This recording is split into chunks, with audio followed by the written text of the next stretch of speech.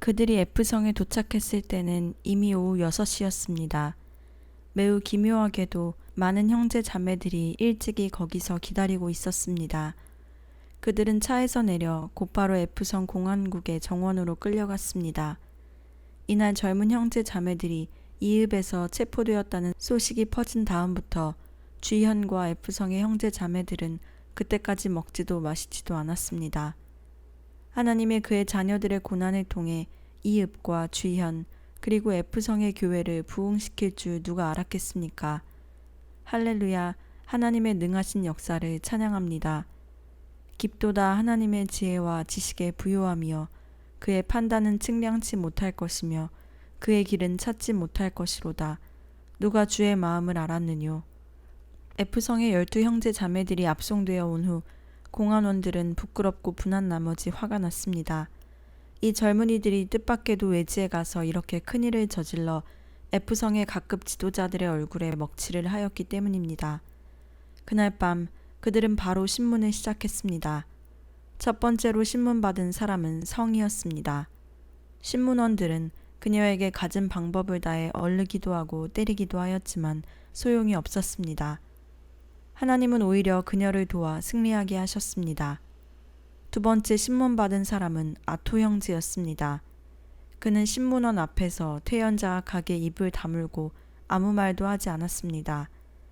신문원은 화가 나서 자기 권총을 책상 위에 힘껏 내리쳤습니다. 찻잔은 조각이 났고 물이 사면으로 튀어 신문원의 얼굴과 몸에 튀었습니다.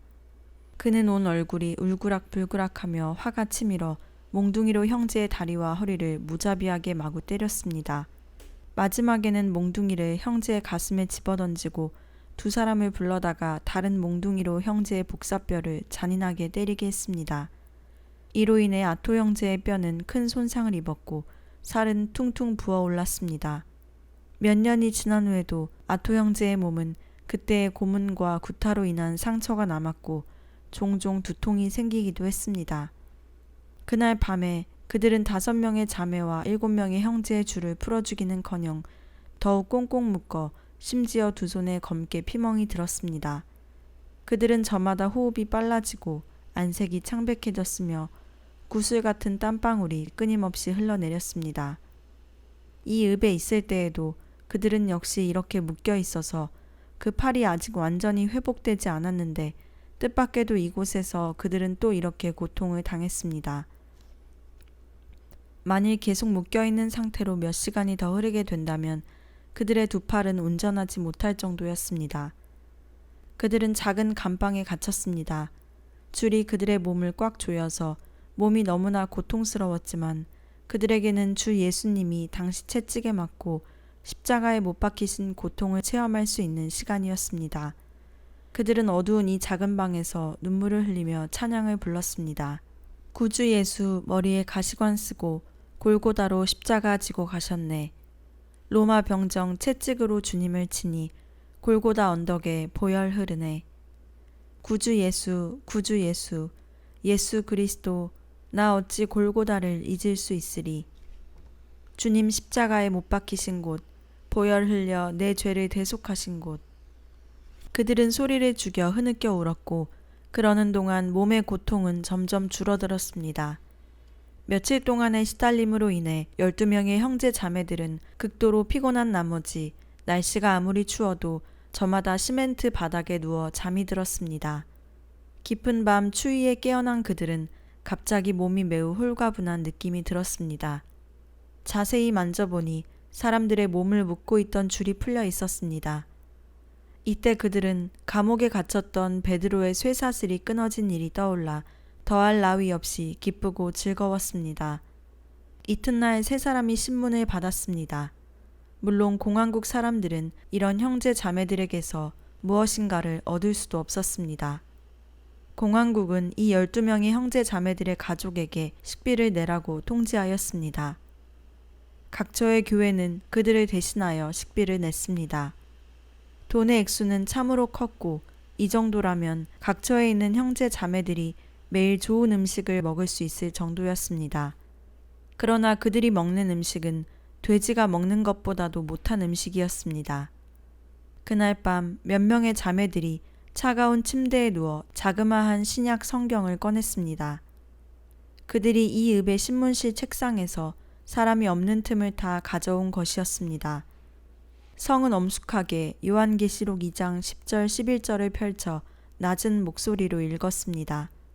내가 장차 받을 고난을 두려워 말라. 볼지어다 마귀가 장차 너희 가운데서 몇 사람을 옥에 던져 시험을 받게 하리니 너희가 10일 동안 환난을 받으리라. 내가 죽도록 충성하라. 그리하면 내가 생명의 면류관을 내게 주리라. 귀 있는 자는 성령이 교회들에게 하시는 말씀을 들을지어다. 이기는 자는 둘째 사망의 해를 받지 아니하리라. 이러한 환경 가운데 하나님이 그들에게 주신 말씀은 가뭄 끝에 내리는 단비와도 같았습니다. 3명의 자매는 침대에서 일어나 땅에 뛰어내려 할렐루야를 높이 부르며 주님을 찬양하였습니다. 정말로 기묘했습니다. 그들이 이제까지 몰랐던 찬송가가 이때 뜻밖에도 그들의 입에서 흘러나왔습니다. 십자가의 길은 희생의 길, 모든 것을 하나님께 바쳐야 하는 길, 모든 것을 이 죽음의 제단 위에 놓으면 여기 불이 떨어지네. 이 십자가의 길, 너는 이 길 가려는가? 주를 위해 십자가를 지고 모든 것 하나님께 바치고 하나님께 완전히 충성하는가? 간수는 노랫소리를 듣고 놀라서 즉시 뛰어나왔습니다. 그는 이 몇 명의 여자들이 뛰면서 노래 부르는 것을 보았습니다. 이 사람들은 도대체 어떤 사람들이기에 이런 지경에서도 여전히 이렇게 즐거워하는지 그들은 정말 알 수가 없었습니다. 하나님을 사랑하는 자, 곧 그 뜻대로 부르심을 입은 자들에게는 모든 것이 합력하여 선을 이루느니라. 이 말씀은 정말로 맞는 말씀이었습니다. 형제 자매들이 이 읍에 가기 전 G현과 F성의 교회는 분쟁이 생겨 거의 분열될 뻔하였습니다. 하지만 형제 자매들이 붙잡히는 일이 일어나자 교회는 단합하였습니다. 형제 자매들은 며칠째 금식하며 마음을 합하고 뜻을 모아 체포된 형제 자매들을 위해서 기도했습니다. 그리하여 교회는 크게 부흥하였고 구원받는 사람의 수는 날마다 더하였습니다. 그들이 F성 공항국에 잡혀 있을 때 매일 적지 않은 형제 자매들이 그들을 면회하러 왔으며 근래 며칠 동안은 심지어 몇십 명이 찾아오기도 했습니다. 그들은 공항국의 문 밖에서 면회를 요구했으며 공항국 사람들이 그들에게 누구를 만나려고 하느냐고 묻자 그들 중 대부분이 모두 성을 만나러 왔다고 말했습니다. 한국 사람들은 더욱 놀라고 의아해하면서 말했습니다. 이 18살밖에 되지 않은 여자애는 분명 보통 사람이 아니야. 기독교인의 대두목인가 보군. 그렇지 않으면 어떻게 이렇게 많은 사람들이 그녀를 보러 오겠는가? 후에 이 12명을 면회하러 온 사람들, 특히 성을 면회하러 온 사람들은 공항국에서 일률적으로 면회를 사절했습니다. 그것은 기독교인들이 만나면 서로 얘기를 하지 못하게 해도 단지 서로 바라보는 것만으로도 힘을 얻는다는 이유였습니다. 하지만 공항국의 방해에도 불구하고 하나님에게는 특별한 계획이 있었습니다. 성이 갇혀있는 감방의 벽 뒤에 매우 자그마한 창문이 있었습니다. F성에서 추적당하고 있는 명형제와 자매들이 여러 번 이 자그마한 창문 옆에 와서 성에게 많은 위로와 권면의 말을 하였습니다. 성은 큰 힘을 얻었고 평안과 희락을 얻었습니다. 그들은 공항국에 모두 열흘 넘게 갇혀 있었는데 여러 차례의 신문으로도 공항국 사람들은 아무 정보도 얻어내지 못하여 그들을 잠시 석방하였습니다. 공항국을 떠나는 그날 공항국장은 성과 11명의 형제 자매들에게 말했습니다. 너희들이 이 읍에서 저지른 일은 이미 우리 당국의 일을 상당히 방해하였다. 이 사건은 아직 완전히 끝나지 않았고 지금은 잠시 너희들을 놓아주는 것이다. 이후 또 너희들을 찾게 될 것이다. 그때 즉시 와야 한다. 너희들은 잠잠히 돌아가라. 길에서 아무 사람과도 말하지 말고 다른 집에 가서도 안 된다. 그들이 공항국 문을 걸어 나올 때 성은 마음껏 찬양하기 시작했습니다. 주의 성령이 내게 임하셨으니 이는 가난한 자에게 복음을 전하게 하시려고 내게 기름을 부으시고 나를 보내사 포로된 자에게 자유를 눈먼 자에게 다시 보게 함을 전파하며 눌린 자를 자유케 하고 주의 은혜의 해를 전파하게 하려 하심이라.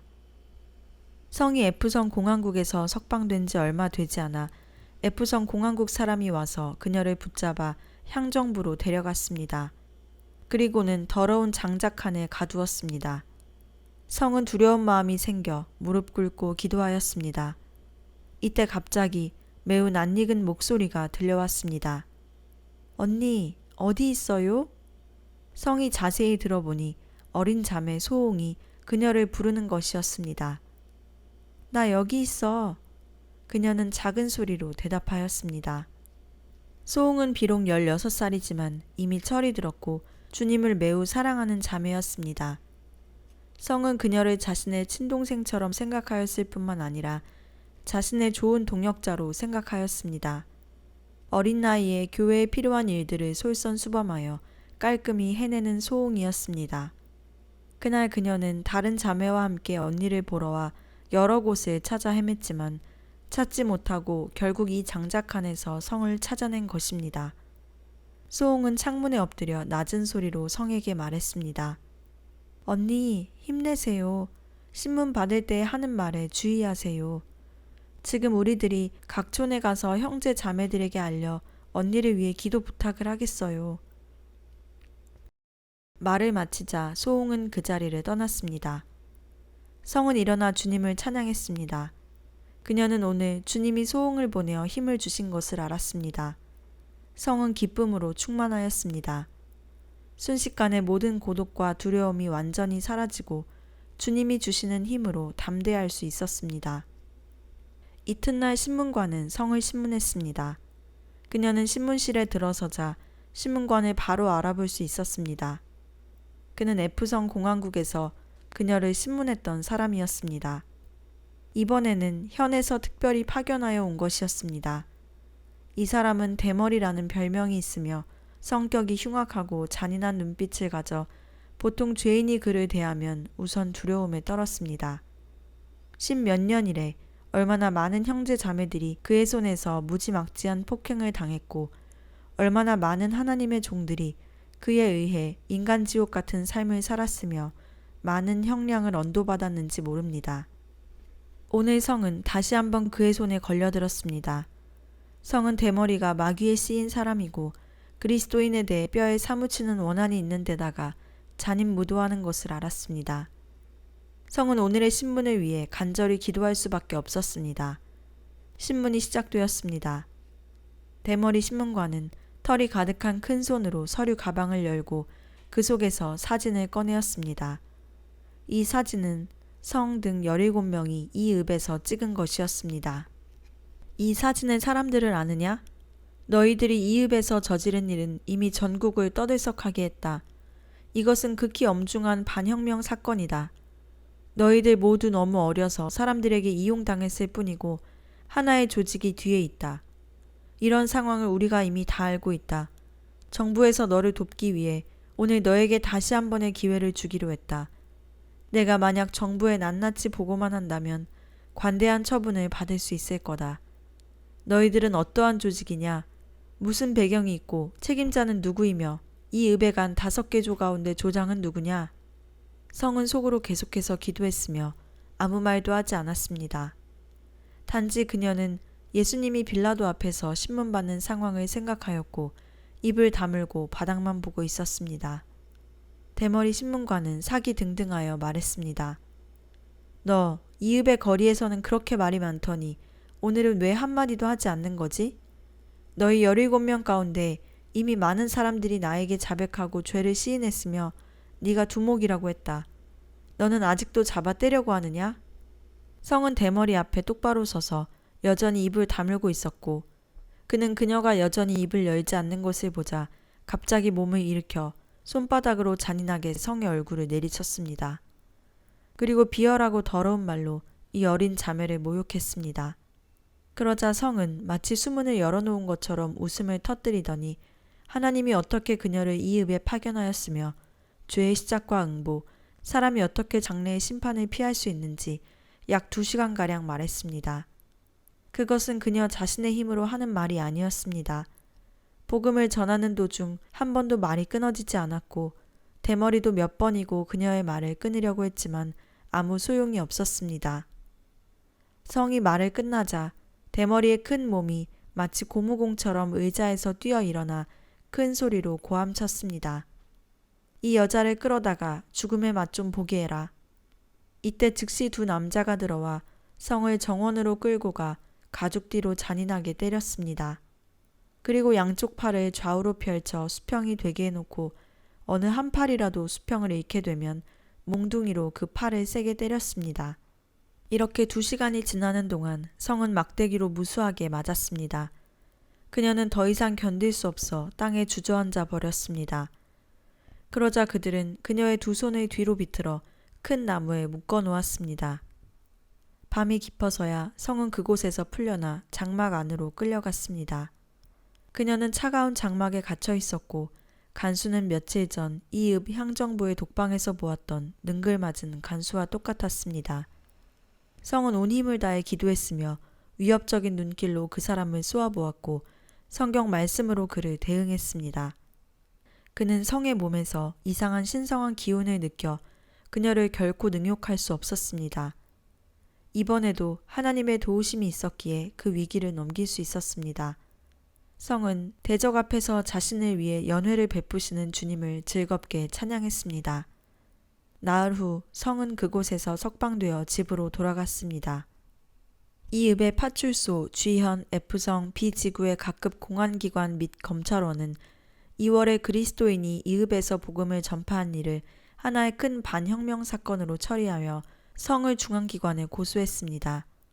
성이 석방된 약 6개월 후인 1982년 10월 말에 이 읍에 가서 전도한 몇 명의 주요 인물들을 반혁명 조직의 죄명으로 체포하여 법으로 처리하기로 했습니다. 그리하여 성과 여러 명의 형제 자매들이 추적당하기 시작했습니다. 그때 성은 이 읍에서 너무 큰 고초를 겪어 몸이 아주 쇠약해 있었습니다. 그리고 교회의 많은 일이 아직 잘 정리되지 않았기에 그녀는 부득이 집을 떠나 추적을 피하지 않으면 안 되었습니다. 그녀는 백자매 등과 논의하여 성 각처에서 교회 사역을 하였고 F성 부근의 여러 현에 가서 집회하고 하나님의 도를 전하였습니다. 어느 날 그녀가 한 부락에서 전도를 끝마치고 막 떠나자 그녀를 잡으러 온 공안국의 오토바이가 이 부락에 도착했습니다. 그들은 때를 잘못 맞춘 것입니다. 이러한 일들은 몇 개월 동안 여러 차례 발생했습니다. 또 한 번은 그녀가 자전거를 타고 길을 달리고 있었는데 굽어지는 곳에서 갑자기 2명의 완전 무장한 공안원이 탄 오토바이가 마주 달려왔습니다. 바로 그녀를 잡으러 온 것이었습니다.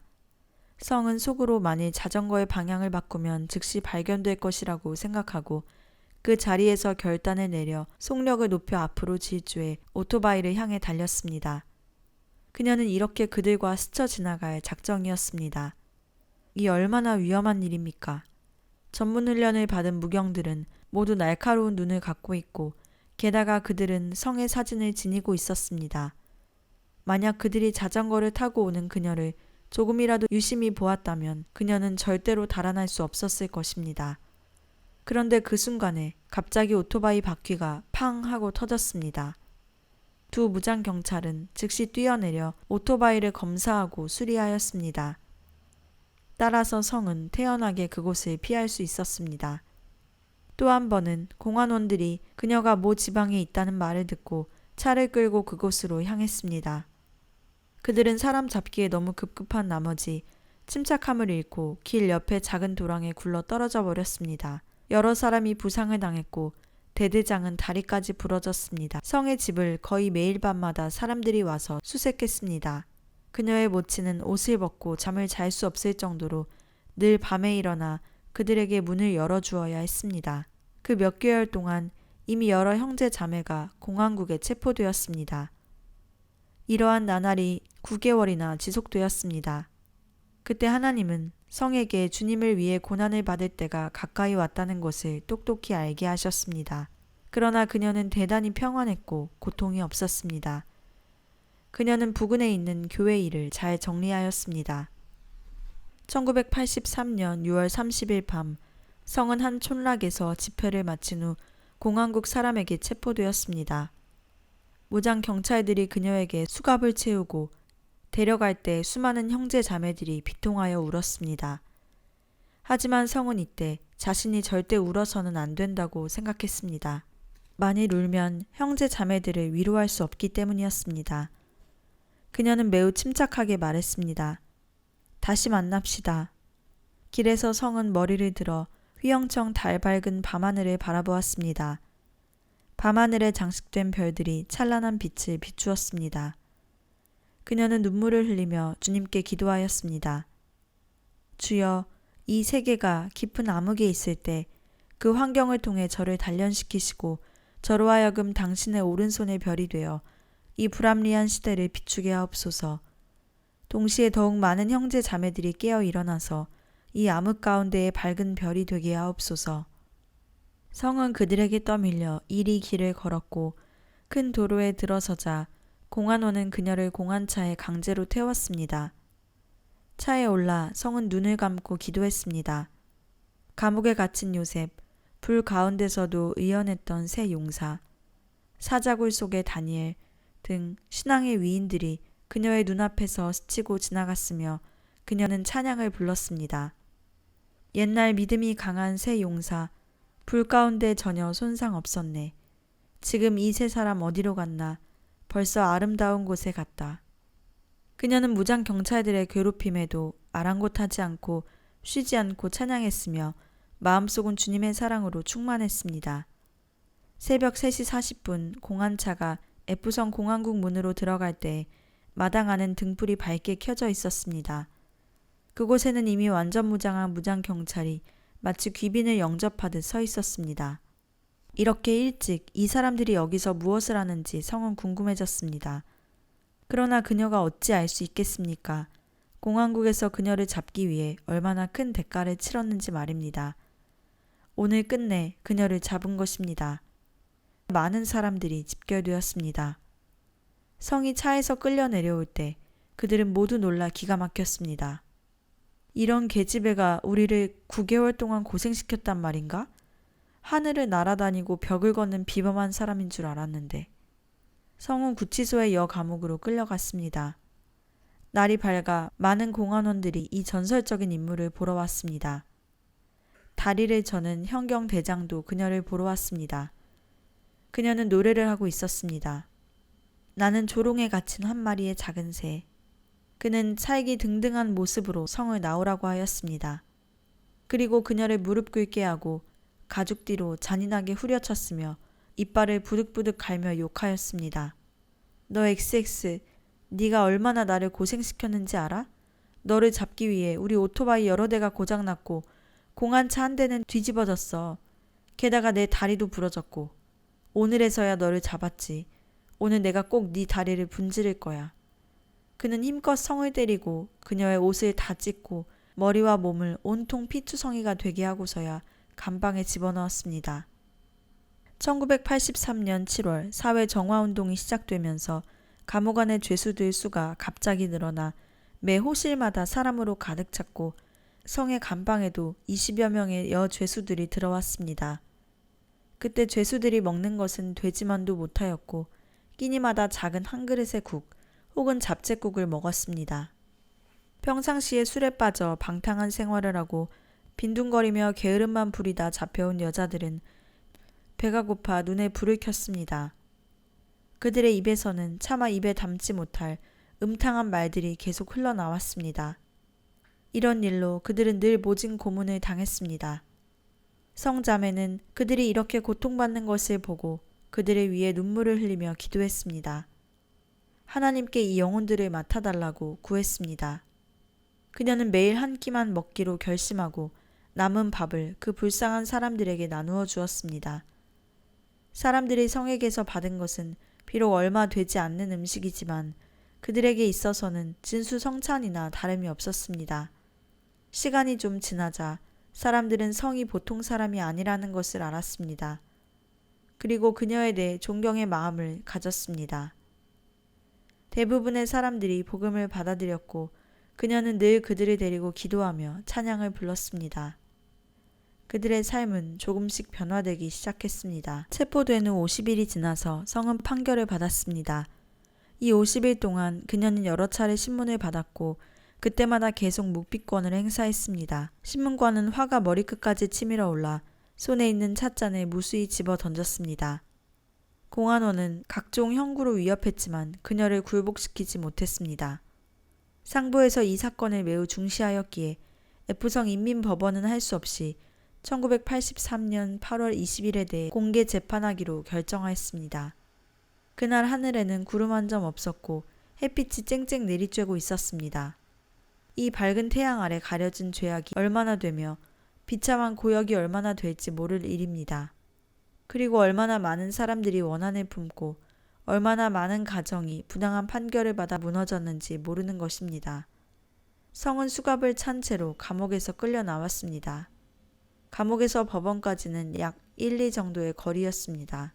며칠째 태양을 못 본 그녀는 강한 태양 아래서 걷자 눈앞이 가물가물해지고 어지러워서 몸을 가눌 수가 없었습니다. 그녀는 온 힘을 다해 주님께 오늘 그녀와 함께 해주시기를 기도했습니다. 갑자기 그녀의 마음속에 부드럽고 친근한 낮은 소리가 들려왔습니다. 얘야, 두려워 말아라. 나는 너와 함께 할 거다. 오늘은 네가 나에게 영광 돌릴 날이다. 너는 강하고 담대하여 성도들의 본보기가 되어야 한다.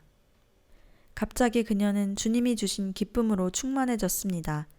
그녀는 가슴을 펴고 머리를 똑바로 들고 법원으로 들어갔습니다. 그곳에는 많은 형제 자매들이 앉아 있었고 격려와 희망의 눈으로 성을 바라보고 있었습니다. 그리고 그녀의 부모와 소홍도 있었습니다. 심판석에는 위험당당한 법관, 배심원, 당비서 이렇게 열 몇 명이 앉아 있었습니다. 성은 피고석에 섰습니다. 법관은 살짝 눈을 떠서 몸이 허약해진 성을 흘겨보았으며 그녀의 나이, 주소, 출신지, 근무하는 회사를 묻기 시작했습니다. 그리고 매우 격해져서 말했습니다. 전체 성을 진동시킨 이읍 반혁명 반란에 내가 주요 조직자요 책임자의 한 사람이지? 아닙니다. 그녀는 단호하게 대답했습니다. 네 친구가 너를 두목이라고 고발했는데? 법관은 끝까지 캐물었습니다. 고발장을 보여주십시오. 성은 조금도 두려워하지 않고 말했습니다. 법관은 한 장의 종이를 성의 앞에 갖다 놓았습니다. 그녀는 이 종이 아랫부분에 매우 익숙한 사람의 이름이 적혀 있는 것과 붉은색의 손도장이 찍혀 있는 것을 보고 매우 놀랐습니다. 그녀는 다시 주님께 의지하여 확고한 태도로 법관에게 말했습니다. 저를 고발한 사람과 대면하게 해주십시오. 한 사람의 진술로는 진실하다고 증명할 수 없고 죄를 판결하는 증거로 삼을 수 없습니다. 그럼 이읍 사건의 총책임자는 누구이며 각 조의 두목은 누구냐? 모릅니다. 이렇게 신문은 1시간가량 계속되었으나 법원은 그녀의 안건에 대해 확실한 증거를 제시하지 못했습니다. 법률상의 확실한 증거가 너무 부족하였지만 상부의 재촉으로 법정은 할 수 없이 대강 처리할 수밖에 없었습니다. 법정은 사회 치안을 교란하고 교통을 방해하였다는 죄명으로 징역 2년을 판결하였습니다. 판사는 그녀에게 물었습니다. 변호사를 구할 의향이 있는가? 필요 없습니다. 상소하기를 원하는가? 필요 없습니다. 그녀는 미소를 지으며 대답했습니다. 감옥으로 돌아오는 길에 그녀는 도처에 서 있는 형제 자매들이 저마다 눈물을 흘리며 손을 흔드는 것을 보았습니다. 성을 압송하는 두 무장 경찰은 놀라서 온 얼굴이 땀으로 범벅이 된 채로 한쪽으로는 총을 들어 사람들이 접근하는 것을 막았고 한쪽으로는 그녀를 밀면서 빨리 걸어갔습니다. 소홍이 그녀의 옆으로 다가오자 성은 교회가 생겨났고 양무리가 흩어져 길을 잃고 헤매는 모습이 떠올라 구슬 같은 눈물을 계속 흘렸습니다. 그녀는 울며 소홍에게 부탁했습니다. 너를 비록 어리지만 집의 일과 양무리를 내 대신 잘 보아라. 소홍은 눈물을 흘리며 확고하게 말했습니다. 언니 마음 놓으세요. 꼭 언니 말대로 하겠어요. 형제 자매들은 성이 감옥문으로 들어서자 목 놓아 울었습니다. 성은 돌아서서 큰 소리로 말했습니다. 여러분 걱정 마세요. 저를 위해 기도해 주세요. 말이 다 끝나기도 전에 무정한 철문은 그들을 갈라놓으려는 듯 굳게 닫혔습니다. 판결 후 10일째 되는 날인 1983년 8월 30일, 성은 여자 감옥에 노역하러 보내졌습니다. 그때 다른 사람들은 이 사실을 아는 사람이 없었습니다. 성이 무장경찰들에게 압송되어 역으로 갈 때 마음이 슬프고 쓸쓸해 가족들이 알게 되기를 주님께 간절히 구했습니다. 그런데 참으로 신기하게도 그녀가 막차에 오르려 할 때 소원과 다른 한 자매가 뛰어왔습니다. 그들은 구치소에 성을 보러 갔다가 이 일을 알았던 것입니다. 소홍과 그 자매는 역까지 뛰어왔습니다. 소홍은 성의 목을 안고 소리내어 통곡했으며 성은 시간이 촉박한 것을 보자 빨리 눈물을 닦았습니다. 소홍이 그녀의 목을 끌어안고 우는 틈을 타 교회의 일을 소홍에게 낮은 소리로 알렸습니다. 이때 경찰이 와서 소홍을 밀어제치고 성을 차로 밀어넣었습니다. 차는 서서히 떠났습니다. 소홍은 울며 그 차를 따라가며 외쳤습니다. 언니, 주님을 위해 일하세요. 차는 멀리 떠났습니다. 성의 귀에는 끊임없이 소홍의 말이 울렸습니다. 언니, 주님을 위해 일하세요. 그녀는 16살밖에 되지 않는 동생이 교회의 중대한 책임을 짊어져야 하는 것과 또 양떼들을 생각하면서 눈물을 하염없이 흘렸습니다. 이읍 사건으로 인해 판결받은 사람은 성 외에도 규형제 등 4명이었습니다. 기와 두 형제는 3년 판결을 받았고 또 한 사람은 4년 판결을 받았습니다. 그 외 이읍 본지방에서 체포되어 판결받은 3명의 형제들도 있었는데 형량이 각각 5년, 4년, 3년이었습니다. 이읍 사건이 발생한 후 이 읍에는 심한 기근이 들었고 계속된 가뭄으로 곡식을 거두지 못한 반면 다른 지역은 모두 풍년을 맞이했습니다. 이 읍의 많은 농민들은 향정부에 가서 욕을 퍼부었습니다. 너희가 예수 믿는 사람들을 때려 우리에게 재앙이 온 것이 아니냐? 너희들이 책임을 져라. 간부들은 어찌할 바를 몰라 얼버무렸습니다. 그 일은 이미 지나갔고 돌이킬 수 없게 되었다. 우리는 다시는 이 일을 상관하지 않을 것이다. 또 하나의 신기한 일이 있었습니다. 얼마 후에 이읍 사건 때 형제 자매들을 호되게 때린 간부가 자전거를 타고 그리스도인들을 때리던 다리 밑을 지나가다가 그곳에서 떨어져 갈비뼈가 3개나 부러지는 일이 생긴 것입니다. 성은 여자 감옥에 수감되었습니다. 들어와서 보니 그곳은 빛이 들지 않고 공기가 오염되어 숨쉬기조차 힘들었습니다. 성이 있는 호실에는 20명의 죄수가 있었는데 그 중에 12명이 살인범이었습니다. 감옥에 있는 여죄수들은 대부분 극악무도한 죄인들이었습니다. 보통 때는 듣기 힘든 더럽고 음탕한 말을 내뱉었고 매일 볼 수 있는 것은 그들끼리 서로 모함하고 고발하며 싸우고 때리는 것뿐이었습니다. 심지어 머리가 터져 피가 흐를 정도로 싸우는 난장판이었습니다. 많은 사람들이 이곳에서 올바르게 개조되지 못했을 뿐만 아니라 오히려 다른 범죄자들로부터 더 나쁜 것들, 심지어 잔인하게 사람을 때리고 죽이는 것을 배웠습니다. 18살밖에 되지 않은 한 작은 도둑이 돈을 훔치는 기술을 배웠습니다. 누구 몸에 돈이 있는지를 알아내면 그녀의 손에서 벗어나지 못했습니다. 그녀는 매일 감옥에서 무언가를 훔쳤고 죄수들 것만 훔치는 것이 아니라 간수들 것도 훔쳤습니다. 그녀가 훔친 돈을 모두 합하면 500~600원 정도나 되었습니다. 이 때문에 그녀는 늘 맞아서 반죽음이 되었지만 그 죄성을 바꾸지 못했습니다. 한번 얻어맞아도 이들이 지나지 않아 또 누군가의 것을 훔쳤습니다. 그녀는 성과 한 호실에 있었는데 결국 나중에 인도로 주님을 믿었으며 성의 좋은 동역자가 되었습니다. 한 농촌 부녀는 이웃 사람과 싸움을 해서 1년 판결을 받고 이곳에서 노역을 하게 되었습니다. 처음 왔을 때 그녀는 음란하고 비열한 말을 들으면 얼굴이 빨개지고 온종일 침묵을 지켰습니다. 하지만 한 달도 지나지 않아 못하는 욕이 없었고 큰 소리로 대소동을 일으키는 사람으로 변했습니다. 20살쯤 되는 죄수가 있었는데 성격이 대단히 흉악했습니다. 하루는 맥주병을 가지고 한 죄수의 목을 잔인하게 찔렀습니다. 깨어진 유리 조각이 식도를 깊게 찔러 온통 피범벅이 되어 하마터면 죽을 뻔했습니다.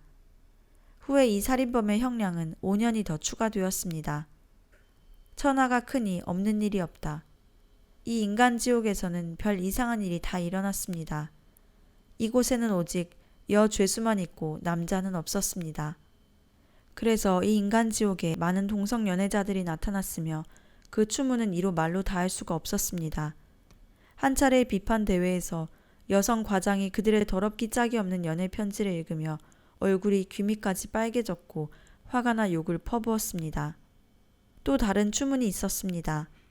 20여 살의 한 죄수가 있었는데 얼굴이 예쁘고 손재주가 참 좋았습니다.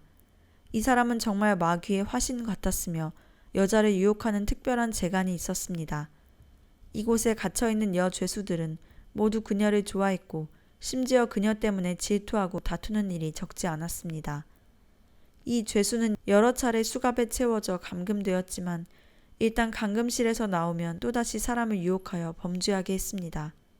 이러한 사람은 이 사람 하나뿐만이 아니었습니다. 40여 세 한 여자가 있었는데 외모가 남자 같아서 남자 감옥에 갇혀 있었습니다. 그곳에서 그녀는 많은 남자들과 관계를 가졌습니다. 이상하게 여긴 간수들이 그녀를 병원에 데리고 가서야 여자라는 것을 알게 되었습니다. 결국 그녀는 여자 감옥으로 옮겨왔습니다. 그녀가 감옥에 들어온 후 많은 여죄수들이 그녀와 비정상적인 관계를 가졌습니다. 이 사람도 마귀의 앞잡이였는데 그녀의 몸은 보름 동안은 남자가 되고 또 보름은 여자로 변했습니다. 때리고 욕하고 울고 소리치고 떠드는 소리가 끊일 사이 없었고 자주 모여서 이상한 행동을 했으며 심지어 간부들을 욕하고 공공 물건을 파괴하며 양식을 훼손하기도 했습니다. 정말 못된 짓이란 못된 짓을 다하여 감옥에 있는 간부들은 늘 이러지도 저러지도 못했습니다. 아, 하나님이 창조한 인류가 이 정도까지 타락하다니 얼마나 비참합니까? 어렸을 때부터 교회 생활에 익숙해진 성은 지금 이러한 환경 속에서 고독과 고통과 두려움, 공포 등을 느끼며 너무나 힘들었습니다. 성은 온종일 근심하고 괴로워하며 주님이 그녀를 보호하고 쓰실 것을 간절히 구했으며 이 감옥이 변화되어 많은 사람들이 회개하고 주께로 돌아오기를 구했습니다.